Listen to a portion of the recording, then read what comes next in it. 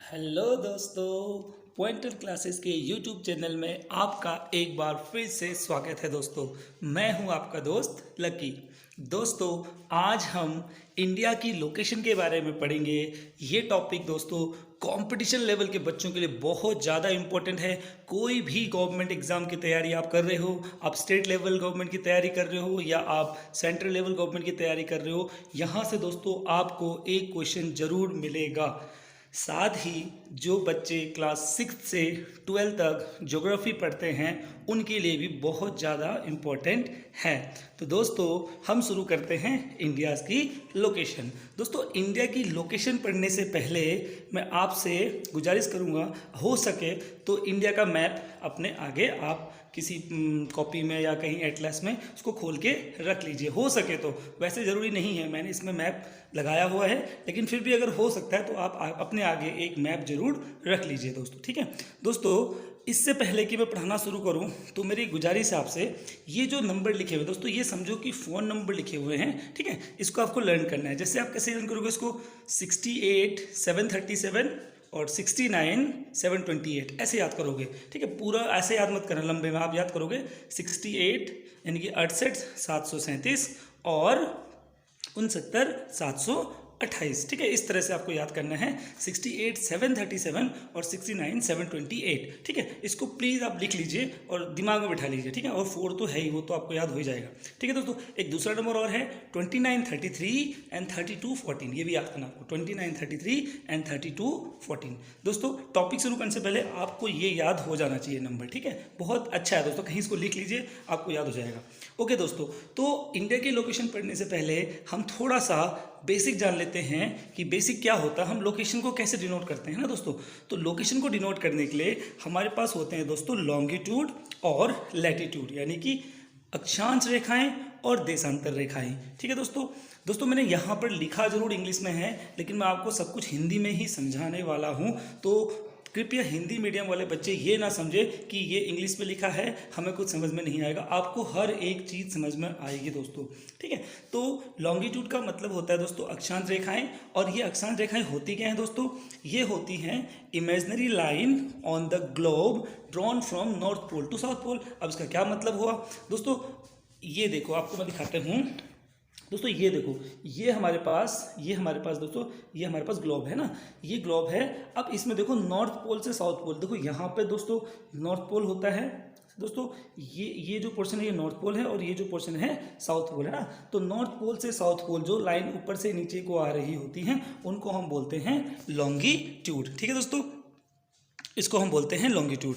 तो हमने लॉन्गिट्यूड के बारे में जाना। लॉन्गिट्यूड क्या थी, हमने कहा कि इमेजिनरी लाइन जो कि ग्लोब में बनी होती है, कहाँ से, नॉर्थ पोल से साउथ पोल, ठीक है। अब दोस्तों, कितने लॉन्गिट्यूड्स हैं, लॉन्गिट्यूड्स कितने हैं, टोटल 360 लॉन्गिट्यूड्स होते हैं दोस्तों, 360 लॉन्गिट्यूड्स होते हैं। और दो लॉन्गिट्यूड्स के बीच में कोई भी फिक्स दूरी तय नहीं होती, कोई फिक्स दूरी उनकी तय नहीं होती है, ठीक है। तो लॉन्गिट्यूड्स क्या हैं दोस्तों, लॉन्गिट्यूड्स यानी कि जो नॉर्थ पोल से साउथ पोल, नॉर्थ पोल से साउथ पोल की जो लाइंस खींची होती है। और दोस्तों, ये काल्पनिक रेखाएं हैं ना, ये कोई रेखा हमारे अर्थ पर, हमारे पृथ्वी पर है नहीं, इसको माना गया है ताकि हम हर जगह के डिस्टेंस को निकाल सके, ठीक है दोस्तों। ये है लॉन्गिट्यूड। अब आते हैं दोस्तों लैटिट्यूड। तो लैटिट्यूड क्या थे, जब लॉन्गिट्यूड नॉर्थ से साउथ पोल को थे, तो लैटिट्यूड जो होते हैं दोस्तों वो ईस्ट से वेस्ट की तरफ, यानी कि फिर ये देखो दोस्तों, ईस्ट से वेस्ट की तरफ है ना, ये ईस्ट से वेस्ट की तरफ, यानी कि यहाँ से यहाँ जा रही है दोस्तों लाइनें, देखो, ठीक है, ईस्ट से वेस्ट की तरफ या वेस्ट से ईस्ट की तरफ, इनको हम कहते हैं दोस्तों लैटिट्यूड, ठीक है दोस्तों। अब हम थोड़ा सा लैटिट्यूड के बारे में जानते हैं। दोस्तों, लैटिट्यूड जो होता है उसको देशांतर रेखाएं कहते हैं, ठीक है। और ये पैरेलल होते हैं दोस्तों, इनके बीच में दूरी फिक्स होती है। जैसे हमने पढ़ा था लॉन्गिट्यूड जो थे वो पैरेलल नहीं थे, लेकिन ये जो होती हैं ये पैरेलल होती हैं, ठीक है। अब इनके बीच में जो दूरी होती है दोस्तों पैरेलल है, तो दूरी हमेशा कितनी होगी, 111 किलोमीटर इनके बीच में लगभग दूरी होती है, ठीक है दोस्तों। अच्छा, अब हम जानते हैं, जैसे हमने कहा था कि जो लॉन्गिट्यूड थे वो तो टोटल 360 थे, लेकिन लैटिट्यूड कितने होते हैं दोस्तों, तो लैटिट्यूड जो हैं वो दो तरह से होते हैं। देखो, अगर हम नॉर्थ पोल और साउथ पोल को भी लाइन माने, अगर नॉर्थ पोल और साउथ पोल को भी लाइन माने, तो ये होते हैं दोस्तों 181, हम इसको लाइन माने तो ये होते हैं 181, क्योंकि 90 तो इक्वेटर के नीचे होंगी और 90 इक्वेटर के ऊपर होंगी, तो ये टोटल हो जाएंगे दोस्तों 181 प्लस 1 इक्वेटर हो गया। अच्छा, अगर हम नॉर्थ पोल को और साउथ पोल को पॉइंट माने, क्योंकि दो तरह से आ सकता है ना, हम उसको पॉइंट भी मान सकते हैं। अगर हम उसको पॉइंट मानते हैं तो दोस्तों तो ये होते हैं 89 इक्वेटर के नीचे और 89 इक्वेटर के ऊपर और बीच में होता है इक्वेटर, तो टोटल हो गए दोस्तों 179। ठीक है दोस्तों, ये थे लॉन्गिट्यूड के बारे में हमने पढ़ा, सॉरी लैटिट्यूड के बारे में हमने पढ़ा। ओके, तो दोस्तों अभी तक हमने जो समझा है, हमने लॉन्गिट्यूड समझा है। अब यहाँ आप पिक्चर से बड़ी आराम से देख सकते हैं, हमने लॉन्गिट्यूड के बारे में समझा है। लॉन्गिट्यूड क्या है, हमने कहा लॉन्गिट्यूड नॉर्थ पोल से साउथ पोल तक कुछ रेखाएं आती हैं जो कि काल्पनिक रेखाएं हैं, उनको हम लॉन्गिट्यूड कहते हैं। उनके बीच में कोई फिक्स दूरी नहीं होती है और ये कितने होते हैं, ये 360 होते हैं। ठीक है दोस्तों, फिर आते हैं लैटिट्यूड में। लैटिट्यूड में दोस्तों हमने पढ़ा, अगर ईस्ट से वेस्ट या वेस्ट से ईस्ट को जो लाइनें जा रही होती हैं उनको हम कहते हैं दोस्तों लैटिट्यूड। इनके बीच की दूरी फिक्स होती है जो कि 111 किलोमीटर होती है ना दोस्तों। अभी मैंने आपको बताया। अच्छा, यहाँ पर आप बहुत अच्छी तरह देख पा रहे हो दोस्तों, ये होता है, देखिए इस तरह का कुछ इस तरह का कुछ होता है इंटरफेस। देखो, जो हमारा ग्लोब होता है और इस तरह से लाइनें होती हैं, लैटिट्यूड और लॉन्गिट्यूड की लाइनें इस तरह से हमारे ग्लोब में होती हैं, जिससे हम लोकेशन डिनोट कर पाते हैं।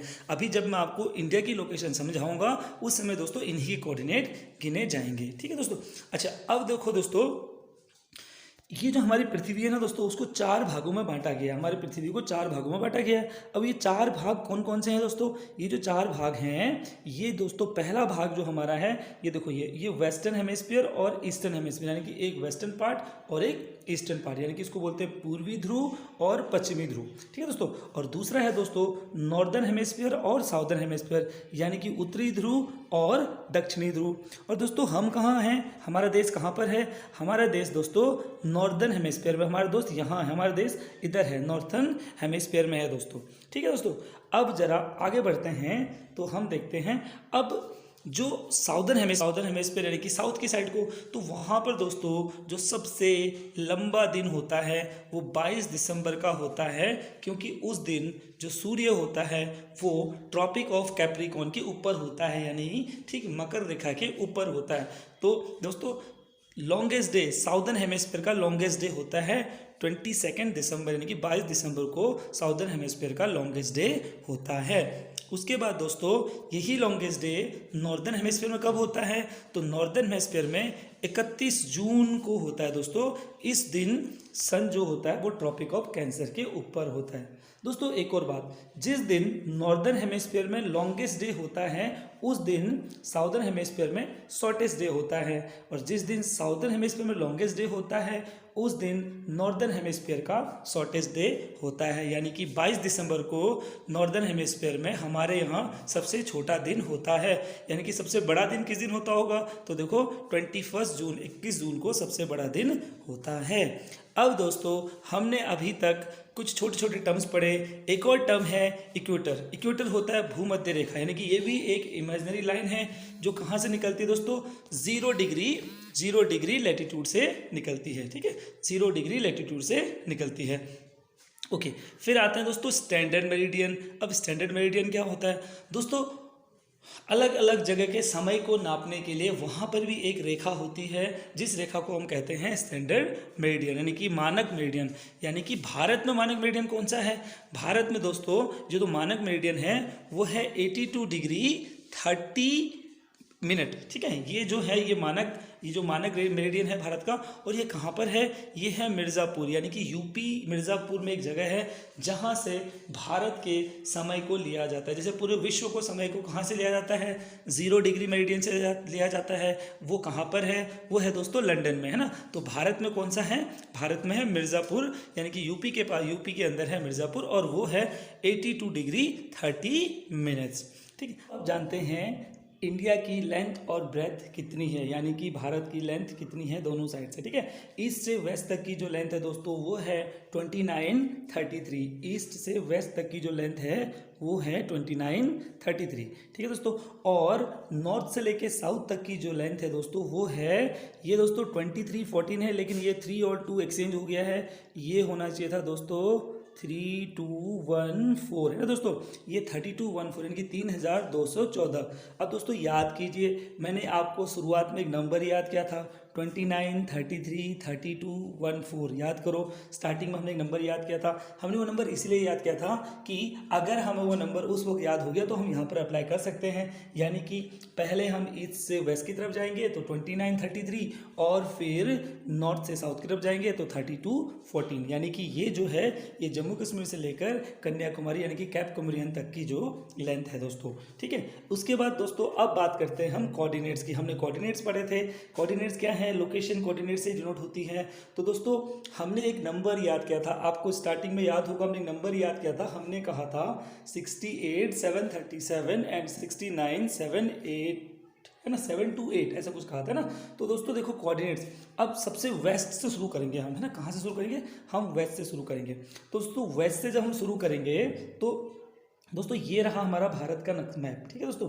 अब यहाँ पर दोस्तों हम यहाँ से शुरू करेंगे, हम शुरू करने वाले हैं यहाँ से। देखो ये देखो कितना है 687, आपने जो लिखा था 68737 ऐसा कुछ लिखा था ना, तो देखो 687 ये हमारी लोकेशन होगी दोस्तों। यहाँ पर देखो आपने 687 के बाद मैंने कहा था 68737 लिखो, तो आपने 68737, ये देखो 737, यहाँ पर 68 है, ठीक है दोस्तों।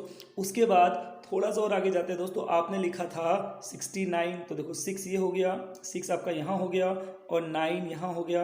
अच्छा 6972 लिखा था आपने ना, तो यहाँ 725 है, कोई बात नहीं ये भी चलेगा। ओके, फिर हमने एक्सट्रीम पॉइंट क्या लिया था दोस्तों, हमने लिया था 84, हमने कहा था एक्सट्रीम पॉइंट जो है 84 है, तो ये हो गया 81। यानी कि जो इंडिया के जो कोऑर्डिनेट्स हैं दोस्तों वो हमने जाने, तो हमने जाना वेस्ट में जो कोऑर्डिनेट्स है वो है 68 डिग्री 7 मिनट, है ना, उसको बोलते हैं गुहार मोती। ये कहाँ है दोस्तों, ये सरक्रीक में है। अब ये सरक्रीक कहाँ है ये मैं आपको दिखाता हूँ, सरक्रीक कहाँ पर है दोस्तों। सरक्रीक दोस्तों ये जगह पर है, ठीक है, यहाँ पर गुहार मोती नाम की जगह है। सरक्रीक दोस्तों एक जगह है जो इंडिया और पाकिस्तान के बीच में थोड़ा बहुत अभी इसमें डिस्ट्रीब्यूटेड ये लोकेशन है। सरक्रीक यहाँ हो गया गुजरात में। उसके बाद दोस्तों हम बात करते हैं, जाएंगे नॉर्थ, यानी कि सबसे ऊपर वाले पॉइंट पे जाएंगे, यानी कि दोस्तों नॉर्थ हमारा ये हो गया। यानी कि ये जो पॉइंट है दोस्तों, ये पॉइंट है, इसे हम कहते हैं इंदिरा कॉल, है ना दोस्तों। क्या कहते हैं इसे इंदिरा कॉल पॉइंट कहते हैं, ठीक है दोस्तों। और अभी ये जो एरिया है ये पीओके के इलाके में है। ओके, उसके बाद दोस्तों हम जाते हैं तो ईस्ट में, तो ईस्ट में हम जाएंगे तो देखो ईस्ट में 9725 ये अरुणाचल प्रदेश का एक जगह है, जिस जगह को हम कहते हैं दोस्तों, हम इसे कहते हैं K/2, इस जगह का नाम है K/2। ओके, उसके बाद दोस्तों हम साउथ में जाएंगे, एक्सट्रीम साउथ में, जिससे हम जानते हैं कैप कैमोरियन के नाम से, और इसी को हम जानते हैं कन्याकुमारी के नाम से। दोस्तों ये भारत का, अगर मैं ज़मीन की बात करूं, लैंड की बात करूं, तो ये एक्सट्रीम पॉइंट है, लेकिन दोस्तों ये भारत का सबसे नॉर्दर्न पार्ट नहीं है, सबसे साउथेस्ट पार्ट नहीं है। भारत का जो सबसे साउथ में है दोस्तों वो ये है दोस्तों, ये आपको दिख रहा होगा ना, ये अंडमान निकोबार में है, इसको बोलते हैं इंदिरा पॉइंट। देखो 6 डिग्री 45 मिनट है दोस्तों, ये है भारत का एक्सट्रीम पॉइंट, ठीक है दोस्तों। तो हमने दोस्तों अभी क्या क्या सीखा, हमने भारत की लोकेशन सीखी, मैंने आपको एक नंबर याद करा था 68,737, 69,7284, है ना, उससे हमने लोकेशन, पर ध्यान रहे आपको शुरू करना है वेस्ट से, यानी कि आपको शुरू करना है गुजरात से, यानी कि 68 डिग्री 7 पे जाएंगे, फिर हम नॉर्थ में जाएंगे, इंदिरा कॉल में जाएंगे, फिर ईस्ट में जाएंगे, और फिर कैप कॉमोरियन में आएंगे। दोस्तों ये रहा हमारे प्यारे भारत का मैप। और यहाँ पर दोस्तों ये देखिए, मैं आपको दिखाता हूँ, ये जो लाइन आपको दिख रही होगी यहाँ पे, ये वाली लाइन, ये जो लाइन दिख रही है दोस्तों, ये जो लाइन दिख रही है, ये है दोस्तों स्टैंडर्ड मेरिडियन। मैं आपको कह रहा था ना कि 82 डिग्री 30, तो देखो तो ये लिखा हुआ है 82 डिग्री 30, ये लिखा हुआ, और ये लाइन है स्टैंडर्ड मेरिडियन। दोस्तों इसको कहाँ से लिया जाता है, हमें लिया जाता है, मैंने कहा था आपको यूपी में मिर्ज़ापुर नामक जगह से इस स्टैंडर्ड मेरिडियन को लिया जाता है, यानी कि जहाँ से भारत का मानक समय तय होता है। ओके, अब दोस्तों हमें ये जानना है कि ये स्टैंडर्ड मेरिडियन जो है ये कहाँ कहाँ से पास होता है। तो दोस्तों ये ईस्टर्न मेडिटेरियन मैंने आपको बता दिया था कि ये मिर्ज़ापुर से पास होता है, ठीक है। 82 डिग्री 30 मिनट में जाता है। और ये किन स्टेट से पास होता है? तो दोस्तों ये जिन स्टेट से पास होता है वो है हमारे पास 5 स्टेट्स, यानी कि यूपी, एमपी, एपी, यूपी से उत्तर प्रदेश, एमपी से मध्य प्रदेश, एपी से आंध्र प्रदेश, सीजी से छत्तीसगढ़ और उड़ीसा। दोस्तों इसकी कोई ट्रिक नहीं, ये आपको ऐसे ही याद हो जाएगा। यूपी, एमपी, एपी, सीजी आप 2-3 बार करोगे तो आपको ऐसे ही याद हो जाएगा, है ना दोस्तों। तो ये था जो स्टैंडर्ड मेडिटेरियन है वो किन राज्यों से पास होता है। अब एग्जाम में क्वेश्चन ऐसा बनता है कि इसमें से कौन सा राज्य ऐसा है जहाँ से स्टैंडर्ड मेडिटेरियन पास नहीं होता, या इसमें से कौन सा ऐसा राज्य है जहाँ से स्टैंडर्ड मेडिटेरियन पास होता है। तो आजकल इस तरह के कुछ क्वेश्चन आते हैं जो आप आसानी से कर पाओगे। ओके दोस्तों, भारत के बीचों बीच एक और रेखा पास होती है दोस्तों, उसको कहते हैं हम क्या? Tropic of cancer. दोस्तों पहले मैं आपको दिखा दूं ये ट्रॉपिक ऑफ कैंसर कौन सी रेखा है। दोस्तों ये ट्रॉपिक ऑफ कैंसर ये वाली रेखा है, ये जो रेखा, ये जो आप देख रहे हो ये बीचों बीच ये जो रेखा है ये है ट्रॉपिक ऑफ कैंसर। दोस्तों ये जो रेखा है इसे कहते हैं ट्रॉपिक ऑफ कैंसर। अब ये ट्रॉपिक ऑफ कैंसर किन राज्यों से पास होती है इसके लिए हम समझेंगे। दोस्तों ये सबसे पहले हम जान लेते हैं इसकी ट्रिक क्या है। दोस्तों हमने लिखा है मित्र पर गमछा झाड़। यहाँ पर हमने एक ट्रिक लिखी है, मित्र पर गमछा झाड़। तो दोस्तों इसी ट्रिक से हम इसको पढ़ेंगे। तो मित्र से मी से आ गया मिजोरम से पास होता है, त्र से दोस्तों त्र से आ गया त्रिपुरा आ गया दोस्तों, पर से आ गया दोस्तों पश्चिम बंगाल, हम तक गमछा ग से गुजरात और म से मध्य प्रदेश, छ से छत्तीसगढ़ और झ से झारखंड। ये झ से आया झारखंड और उसके बाद र से आएगा दोस्तों राजस्थान, र से आएगा राजस्थान। यानी कि हमें अभी अभी समझ में आया कि ऐसे स्टेट्स जिनसे ट्रॉपिक ऑफ कैंसर पास होता है, तो कितने स्टेट्स हैं दोस्तों? वो 8 राज्य हैं जहां से ट्रॉपिक ऑफ कैंसर पास होता है। यानी कि हमने पढ़ा दोस्तों मिजोरम, त्रिपुरा, पश्चिम बंगाल, गुजरात, मध्य प्रदेश, छत्तीसगढ़, झारखंड। 1 2 3 4 5 6 7 और एक दोस्तों 8 राज्य से ये जो ट्रॉपिक ऑफ कैंसर है वो गुजरता है। ओके दोस्तों, अब एक और चीज़ समझते हैं कि भारत की जो टोटल एरिया है दोस्तों वो कितनी है। भारत की टोटल एरिया है दोस्तों 87 टू 63 किलोमीटर। यानी कि आपको ये याद कर लेना है, जैसे आपने वो नंबर याद किए थे वैसे ये भी याद कर लेना है। ये स्क्वायर किलोमीटर में भारत की एरिया है दोस्तों। अब भारत का जो लैंड है यानी कि जितनी ज़मीन है, यानी देखो 2 तरह की बाउंड्री होती है दोस्तों इस तरह की। एक होता है दोस्तों ये जो बाउंड्री हमने लिखी है, ये जो 2 ये है, ये तो तट है दोस्तों, तो ज़मीन ऊपर होगा दोस्तों, है ना, इसके ऊपर साइड को होगी ज़मीन। तो भारत का जो तट है दोस्तों वो कितना है और ज़मीन कितनी है? तो देखो दोस्तों भारत की जो टोटल ज़मीन जो लगती है वो कितनी है? वो है 15,200 किलोमीटर। 15,200 किलोमीटर जो है भारत की जो ज़मीन है वो लगती है। और दोस्तों जो भारत का जो तट है वो कितना है? वो है दोस्तों 6,100 किलोमीटर जो मेन तट है। अब 2 तरह के तट है, एक तो सिर्फ जो भारत के बाउंड्री से जो लगता है यानी कि ये वाला तट है दोस्तों, ये वाला जो मेन तट है ये वाला तट, इसकी बात करूं तो ये कितना है? ये दोस्तों ये वाला तट है हमारे पास 6,110 किलोमीटर, है ना।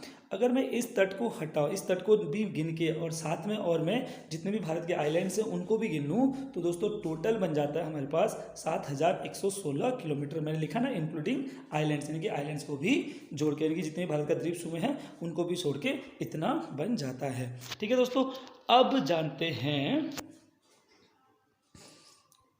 मैप में, देखते हैं कि हमने जो पढ़ा वो क्या था।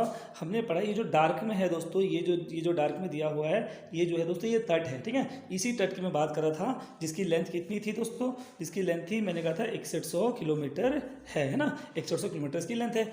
अब दोस्तों अगली वीडियो में जो हम पढ़ेंगे, ये जो आपको ब्लैक वाली जो बाउंड्री दिख रही है इसके बाहर का जो इलाका दिख रहा है आपको दोस्तों, ये वाला एरिया, इसको कहते हैं तटीय मैदान, है ना। तो अगली वीडियो में दोस्तों हम इस तटीय मैदान के बारे में पढ़ेंगे। इस वाले तटीय मैदान को क्या कहते हैं, इसको क्या कहते हैं, इसको क्या कहते हैं, इसको क्या कहते हैं, इसको क्या कहते हैं, तो सब जगह तटीय मैदान है। तो इस तटीय मैदान के बारे में हम पढ़ेंगे। और अगली वीडियो हम ये भी पढ़ेंगे कि भारत के कौन से राज्यों से कौन सा कंट्री टच करता है, कौन सा देश टच करता है, सबसे ज़्यादा बाउंड्री कौन सा देश बनाता है, सबसे कम बाउंड्री कौन सा देश बनाता है। दोस्तों अगली वीडियो में हम ये सब पढ़ने वाले हैं, ठीक है। आप वीडियो बस देखते रहिए, आप बने रहिए, हमें फॉलो कीजिए, ठीक है दोस्तों। और प्लीज़ हमारे चैनल को सब्सक्राइब कीजिए, लाइक कीजिए, कमेंट कीजिए। वीडियो देखने के लिए बहुत बहुत धन्यवाद दोस्तों। हमारे चैनल को सब्सक्राइब कीजिए, लाइक कीजिए और कमेंट कीजिए। धन्यवाद दोस्तों।